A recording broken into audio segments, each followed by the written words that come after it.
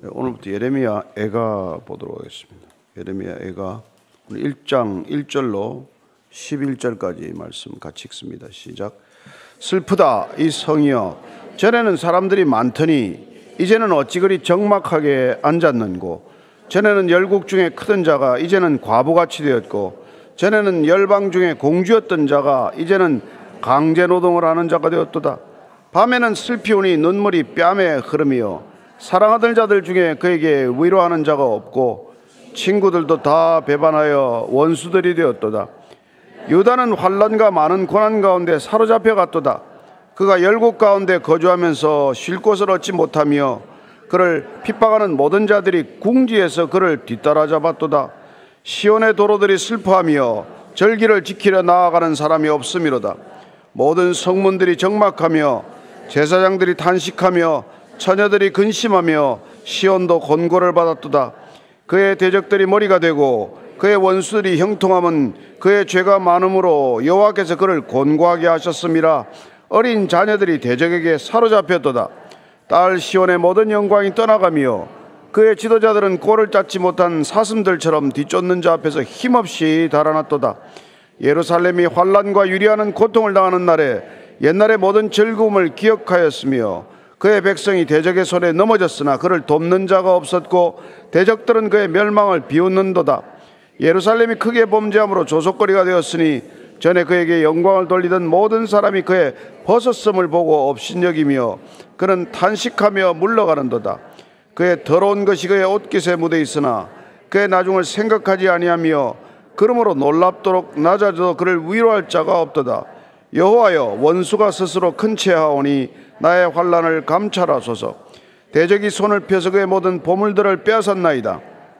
주께서 이미 이방인들을 막아 주의 성회에 들어오지 못하도록 명령하신 그 성소에 그들이 들어간 것을 예루살렘이 보았나이다. 그 모든 백성이 생명을 이으려고 보물로 먹을 것들을 바꿨더니 지금도 탄식하며 양식을 구하나이다. 나는 비쳐나오니 여호와여, 나를 돌보시옵소서. 아멘. 예레미야 애가는 남유다 멸망 이후에 참상을 비탄에 잠겨서 노래로 지은 것이죠. 시로 쓴 것입니다. 5편의 시가 이렇게 기록이 된 것이죠. 나라가 망한다는 것, 이 자리에 우리가 무슨 한일 합방을 경험했다거나 이런 분들은 쉽지 않겠지만 전쟁을 경험하거나 이런 분들이 계십니다. 우리는 전쟁 때문에 나라가 망한다 이렇게 생각하지만 오늘 이 애가를 읽어보면 죄 때문에 망하는 것입니다.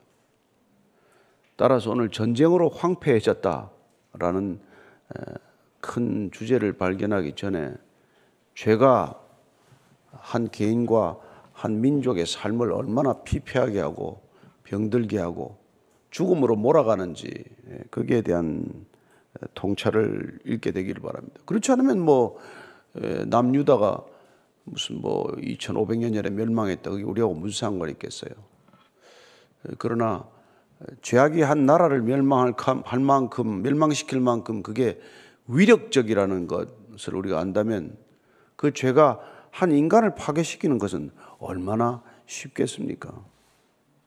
그래서 오늘 이 애가를 읽으면서 저와 여러분들이 다시 한번 이 시대의 참상을 한번 우리가 돌아보고 우리는 어떻게 이 시대의 죄악과 맞서야 하며 또 구원받은 사람들이 이 시대를 위해서 어떻게 기도해야 할지 한번 살펴보는 시간이 되기를 바랍니다. 애가 이게 저자에 대해서는 조금 이게 설이 달라요.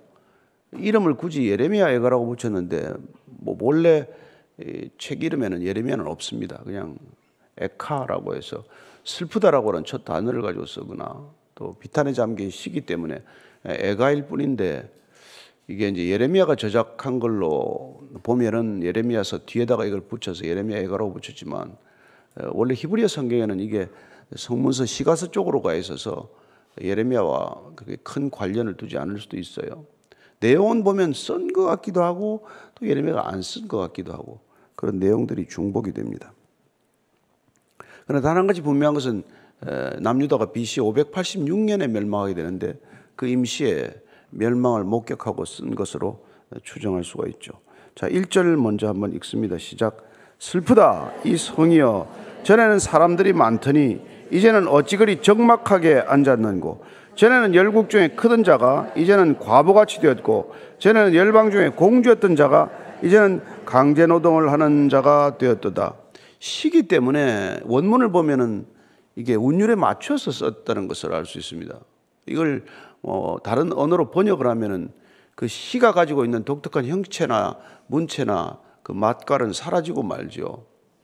이 예레미야가 이 5편 시 중에서 이건 그 뭐라 그래 답관체라는 말을 들어보셨을 텐데 답관체 시라고 합니다. 영어로는 아크로스틱 포임이라고 그러는데 이게 알파벳 순서대로 쓰는 시죠. 그래서 히브리 알파벳이 22자이기 때문에 오늘 1장 보시면은 22절로 되어 있어요. 이게 알레프 뭐부터 뭐 베트 김멜 이렇게 나와서 마지막 타오까지 이렇게 쭉 이렇게 머릿말을 맞춰 쓰는 거예요. 그래서 답관체라는 게 뭐냐면 밟을 답자에 머리관, 갓관. 그래서 그 운율을 따라 쓰는 거라서 시로 보면은 아주 정교하게 조직된 이런 시입니다. 우리는 지금 뭐 가나다라로 이렇게 순서로 가는 거죠. 그래서 그 답관체로 우리가 시를 쓰면 뭐 가시렵니까? 정말 가시렵니까? 나를 두고 가시렵니까? 다 두고 가시겠어요? 이렇게 가나다로 이제 이렇게 가면은 그걸 답관체 시라 그러는 거죠. 시를 써볼까요? 그래서 이게 아주 읽으면은 그래서 그 사람들은 아주 맛깔스럽게 읽을 텐데 이렇게 번역을 해놓고 나면 그런 맛은 다 사라지고 맙니다. 그래서 시편에 보면은 이 25편, 34편, 37편, 그다음에 시편의 119편 같은 게 이제 전형적인 답관체 시라고 말하죠.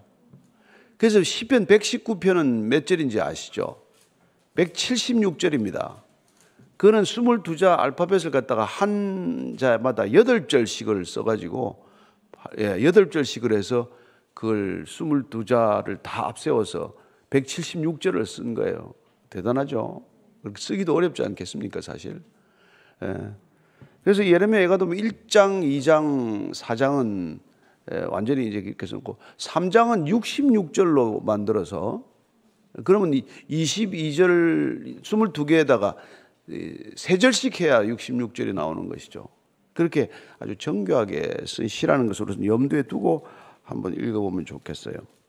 그래서 첫 번째 나오는 단어가 이게 이렇게 슬프다, 에카 이런 말로 시작이 되는데 이게 이제 예루살렘 멸망한 것을 목격한 사람은 그 심중이 이루 말할 수 없죠. 우리는 그냥 덤덤히 읽고 지나갈지 모르지만 그 성전이 무너지고 그 사람들에게는 예루살렘 성전이 무너졌다는 것은 나라가 망하는 것보다 더 큰 충격이었을 거예요. 뭐 이렇게 끌려가는 것보다도 정말 하나님으로부터 버림받았다는 그런 처절한 어떤 절규나 비탄이 있었을 것입니다. 그래서 이 예루살렘 성, 하나님의 이름을 두시려고 만든 이 도성, 허락한 도성이 이게 그냥 바벨론에 밟히고 짓밟히고 만 것이죠. 그래서 전에는 이제는 이렇게 비교가 되면 전에는 파멸하기 전에는 사람들이 많더니 이제는 적막하다. 적막하다는 게 여러분 아무도 없다는 뜻 아니에요. 그죠? 철저히 어떻게 고립되어 있는 것, 철저히 홀로 있는 것, 이런 상태를 적막하다 그러잖아요. 그 다음에 전에는 열국 중에 컸었는데 이제는 과부같이 되었다고 되어 있어요. 전에는 다윗 시대, 솔로몬 시대는 나라가 컸더니 많은 나라들이 조공을 바치더니 이제는 과부같이 되었다. 당시에 과부와 고아는 가장 사회적인 약자의 대명사 아닙니까? 가장 무기력하고 가장 비참한 처지에 놓여 있는 사람들을 과부와 고아에 비교하지 않았습니까? 그래서 그런 모습이 되고 말았더래요. 전에는 열방 중에 공주와 같았는데 부족함이 없고 모든 것을 가진 공주가 돼 이제는 강제 노동자, 마치 노예처럼 변하고 말았다는 것이죠. 여러분 이게 전쟁에 패전하면 겪었던 그 당시의 참상이란 말이죠. 한순간에 그냥 모든 것들이 역전되고 마는 것을 봅니다. 2절입니다. 시작. 밤에는 슬피우니 눈물이 뺨에 흐르며 사랑하던 자들 중에 그에게 위로하는 자가 없고 친구들도 다 배반하여 원수들이 되었도다. 여러분, 한 기업이 망해도 그렇고 한 가정이 망해도 그렇고 한 나라가 망해도 이런 현상이 일어난다는 거예요. 다들 뭐 눈물이 뭐 샘이 터지듯 아니면 샘이 마를 만큼 울지 않습니까? 그렇게 하지만 위로하는 자가 없다는 거예요. 친구들도 다 배반합니다. 가까이 있던 사람들이 다 원수가 되었다는 거예요.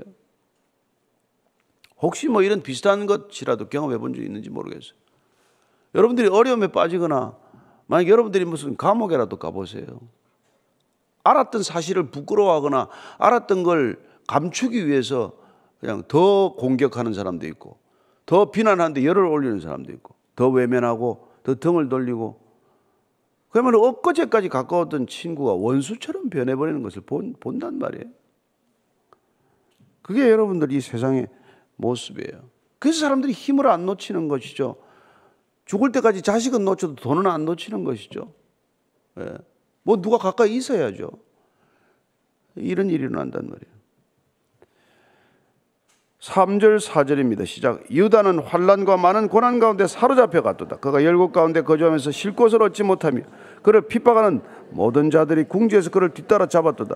시온의 도로들이 슬퍼하며 절기를 지키러 나가는 사람이 없음이로다. 모든 성문들이 적막하며 제사장들이 탄식하며 처녀들이 근심하며 시온도 곤고를 받았도다. 많은 환난과 고난 가운데 사로잡혀 버려. 포로로 그 당시에는 끌어가지 않았습니까? 그렇게 사람들이 다 끌려가고 나니까 도로가 슬퍼한다고. 길에 뭐 사람이 다녀야죠. 절기를 지킬 수 있는 사람이 없습니다. 성전도 무너졌지만 무슨 유월절이 되건 오순절이 되건 초막절이 되건 절기에 올라오는 사람이 없는 것이죠. 한산한 도로가 되고 성전은 다 무너지고 그리고 절기 자체를 지킬 수 없게 됩니다. 곧 예배 드릴 공간도 없어지는 것이죠. 다 무너지고 나면 폐허가 되었는데 어디 가서 예배를 드립니까? 제사장이 어디 있어요? 제사장이 있으면 뭐합니까? 누가 있어야 제사를 드리죠. 처녀들이 근심한다고 되어 있습니다. 왜? 주로 남자들이 죽고 남자들이 사로잡혀가기 때문에 이제 결혼할 길이 막막한 것이죠. 그녀는 축제를 하게 되고 말이죠. 뭐 이런 그렇게 되면은 남자들한테 뭐 보쌈도 당하기도 하고 그래서 시집도 가고 했는데 이게 뭐 이제 시집 가기도 어렵게 된 거예요. 이런 일들이 있다는 것입니다. 5절 6절 시작. 그의 대적들이 머리가 되고 그의 원수들이 형통하면 그의 죄가 많으므로 여호와께서 그를 곤고하게 하셨습니다. 어린 자녀들이 대적에게 사로잡혀도다. 딸 시온의 모든 영광이 떠나가며 그의 지도자들은 꼴을 찾지 못한 사슴들처럼 뒤쫓는 자 앞에서 힘없이 달아났다. 대적들이 머리가 되었대요. 예. 원수들이 형통하게 되었다고 말합니다. 그전에는 대적들이 발밑에 발등상처럼 되었더니 이제는 그들이 머리가 되고 다 모든 것이 바뀌어버린 것이죠. 자녀들까지 사로잡혀가고 말았다고 말합니다. 모든 영광이 떠나고 지도자들은 뭐 그렇게 침략자들에 의해서 힘없이 달아나고 말았다고 됐습니다. 이게 이제 시드기야 왕 마지막 왕 같은 사람들이 이제 달아날 때 그 모습을 얼마나 참 초라한 모습으로 달아나는지 열왕기하 25장 4절부터 7절까지 제가 읽어드리겠습니다. 같이 읽으셔도 좋고 시작. 그 성벽이 파괴되며 모든 군사가 밤중에 두 성벽 사이 왕의 동산 견문길로 도망하여 갈대아인들이 그 성읍을 에워쌌으므로 그가 아라바 길로 가더니 갈대아 군대가 그 왕을 뒤쫓아가서 여리고 평지에서 그를 따라잡으며 왕의 모든 군대가 그를 떠나 흩어진지라. 그들이 왕을 사로잡아 그를 리블라에 있는 바벨론 왕에게로 끌고 가며 그들이 그를 신문하니라. 그들이 시드기야의 아들들을 그의 눈앞에서 죽이고 시드기야의 두 눈을 빼고 노사슬로 그를 결박하여 바벨론으로 끌고 갔더라. 이런 모습이 기록이 되어 있습니다. 왕의 아들들 왕자들은 다 그 자리에서 죽이고 시드기야 왕은 두 눈을 빼고 그리고 노사슬로 결박을 해서 끌고 갔다. 이런 일을 당하는 거예요. 무엇 때문에? 이 일이 있기 전에 얼마나 많은 선지자들이 제발 그렇게 하지 말아라. 고아와 과부를 학대하지 말아라. 성전 뜰만 밟고 가지 말아라. 제발 여호와를 알라, 힘써 알라. 뭐 별의별 얘기를 다 하지 않았습니까? 그런데 그 모든 것들을 외면하고 우상 숭배를 밥 먹듯이 하고 몰래 신에게 아들 제사를 아들들을 드리는 기드론에서 아들을 드리는 그런 제사를 지내고 성전을 갖다가 만신전으로 만들어서 온갖 우상을 가지고 들어오고 그러다가 이런 걸 당한 거란 말이에요. 당하고 만 거 아닙니까? 그래서 7절 이하를 읽으면 예루살렘이 환난과 유리하는 고통을 당하는 날에 옛날의 모든 즐거움을 기억하셨으며 그의 백성이 대적의 손에 넘어졌으나 그를 돕는 자가 없었고 대적들은 그의 멸망을 비웃는도다. 예루살렘이 크게 범죄함으로 조속거리가 되었으니 전에 그에게 영광을 돌리던 모든 사람이 그의 벗었음을 보고 업신여기며 그는 탄식하며 물러가는도다. 그의 더러운 것이 그의 옷깃에 묻어 있으나 그의 나중을 생각하지 아니하며 그러므로 놀랍도록 낮아져도 그를 위로할 자가 없도다. 여호와여 원수가 스스로 큰 채 하오니 나의 환난을 감찰하소서. 더러운 것이 옷깃에 묻어 있으나 나중을 생각하지 않았다. 한자 사자성어 가운데 심모원려면 필유근우라는 말이 있어요. 먼 일을 걱정하지 않고 사는 사람은 반드시 가까운 날에 걱정거리가 생긴다. 그런 일반적인 삶의 모습을 이렇게 정리한 것이죠. 우리가 먼 일에 우리는 믿는 사람이니까 천국을 준비하지 않으면 이 땅에서 꼭 고생하다 끝난다 이 말이죠.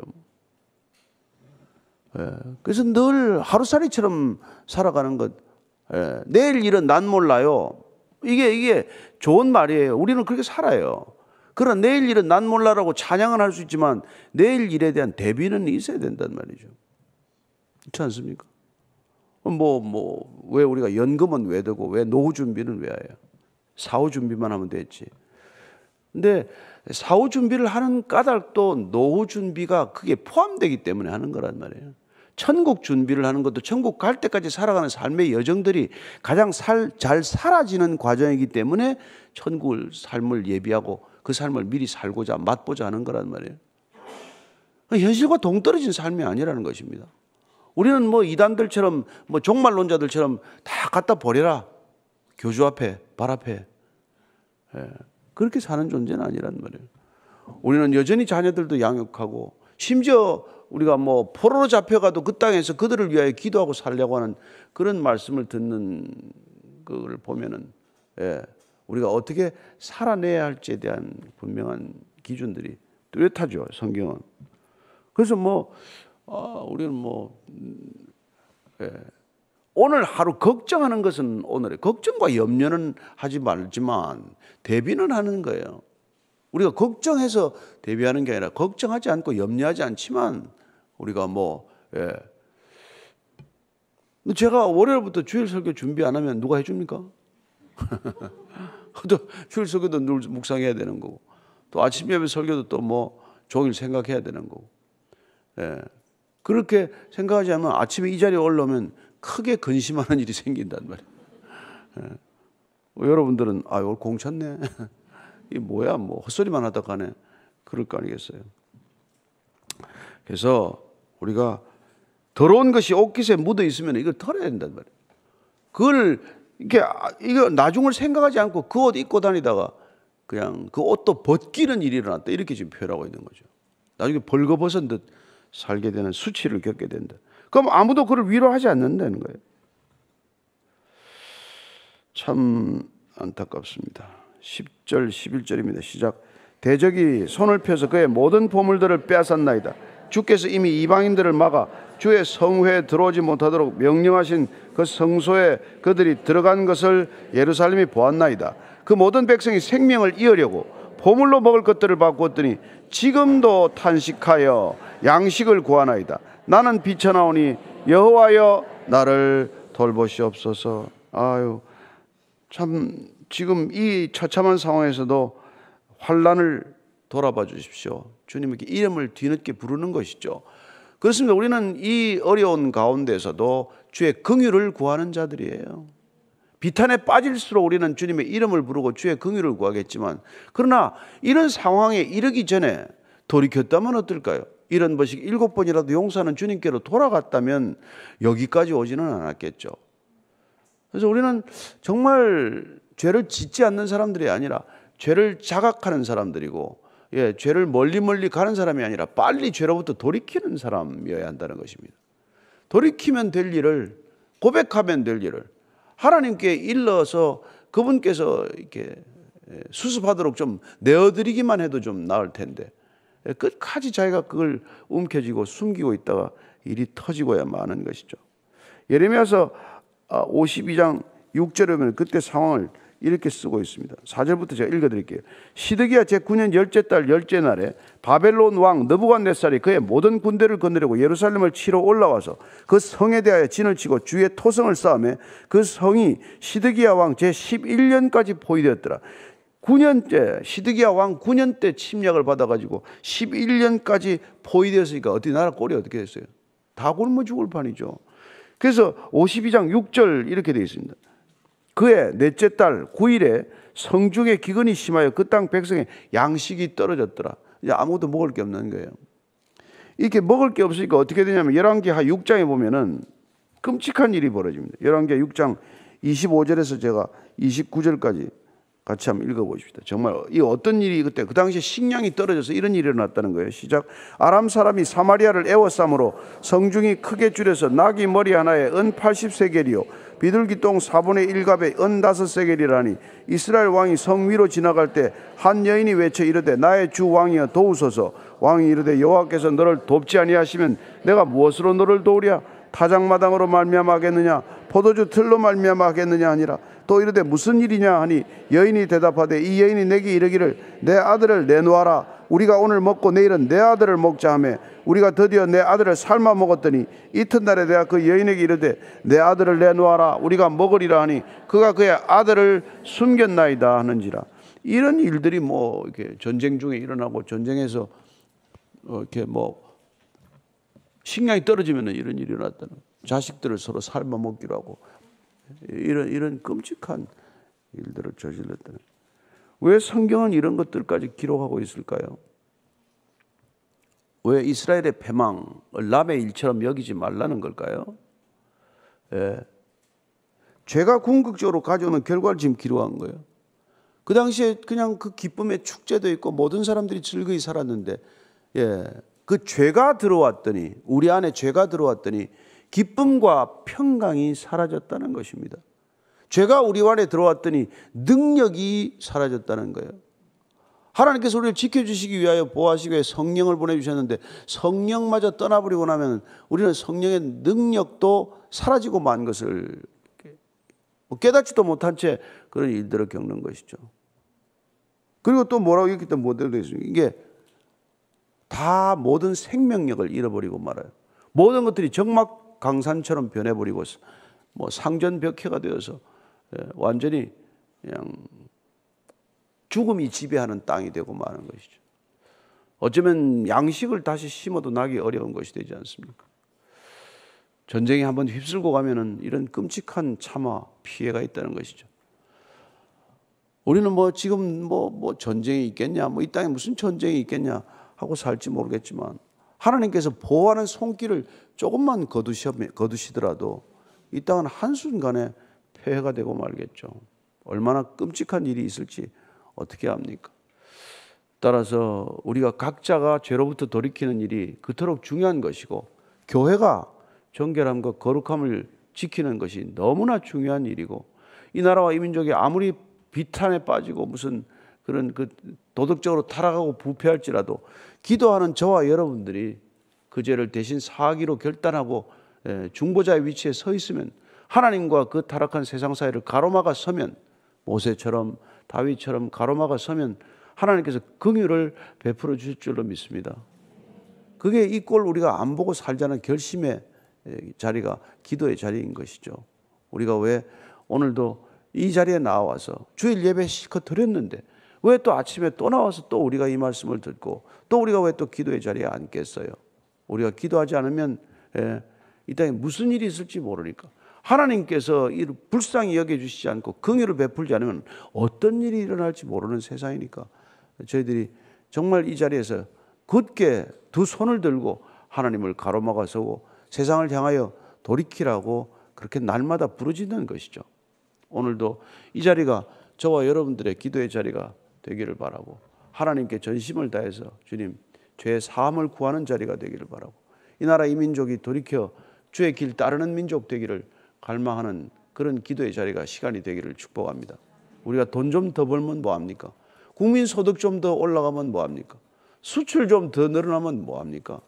그게 의미가 없는 건 아니겠지만, 그러나 우리가 거룩하지 않으면 가진 모든 소유를 가지고 하는 일이란 죄 더 짓는 것밖에 있습니까?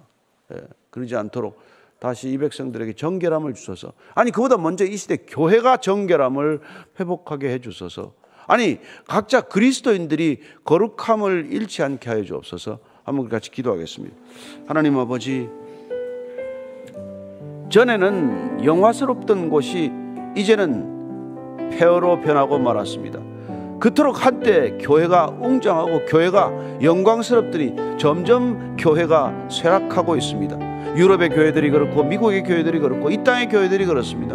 하나님, 왜 교회는 커졌고 건물은 다 갖게 되었고 모든 교회가 많은 사람들로 붐빌진데 왜 교회가 이렇게 능력을 잃어버렸는지요. 주님, 우리가 다시 한번 이 교회가 죄로부터 돌이키게 하시고 모든 그리스도인들이 나 여호와가 거룩하니 너희도 거룩하라고 하는 제1명령이 가장 큰 명령이란 것, 주의 이름을 망령되이 일컫지 아니하고 그리고 우상을 숭배하지 아니하고 주께서 명하신 모든 것들을 지키고자 하는 거룩한 열망이 우리의 개인적인 욕망보다 앞서게 하셔서 하나님, 다시 한번 이 땅의 모든 그리스도인들이 거룩의 능력을 회복하게 해 주옵소서. 교회가 이 땅의 모든 교회가 강단마다 오직 복음만이 선포되게 하시고 모든 강단이 거룩함을 회복하게 하셔서 하나님, 주께서 전하라고 하시는 말씀만 전할 수 있는 교회가 되게 하여 주시옵소서. 그리하여 말씀을 날마다 먹는 자들이, 말씀을 날마다 사는 자들 되게 하시고 날마다 말씀을 사는 자들이 이 땅을 변화시키는 놀라운 믿음의 거인들 다 되게 하여 주시옵소서. 하나님 아버지, 주님께서 저희들을 보혈로 거룩하게 하셨건만 죄로 돌이키고는 순간 우리의 모든 것들을 앗아가는 죄의 놀라운 사악한 능력을 보게 됩니다. 생명력을 빼앗기게 되고 성령의 임재가 사라지게 되고 모든 거룩한 것들이 떠날 때 하나님, 다시 한번 우리에게 비참한 현실을 보게 하신다는 것 기억하게 하셔서 오늘도 이 아침에 하나님의 나라를 위하여 하나님의 뜻을 구하는 자들 다 되게 하여 주옵소서. 이제는 십자가에서 마지막까지 아버지의 뜻에 순복하시고 아버지의 뜻을 이루어드린 우리 구주 예수 그리스도의 은혜와 하나님 아버지의 알 수 없고 그 일을 측량할 수 없는 그 사랑과 날마다 그 사랑에 끌린 바 되고 메인 바 되도록 우리를 이끌어 가시는 성령님의 인도하심이 오늘도 죄로 파멸된 한 나라, 한 민족을 보기에 앞서 쇠락해가는 이 교회를 바라보며 탄식하며 기도하기를 원하는 이 자리에 고개 숙인 모든 그리스도인들 위해, 참된 기도의 사람들 위해, 참된 믿음의 형제 자매들 위해 지금부터 영원까지 함께 하시기를 간절히 축원하옵나이다. 아멘.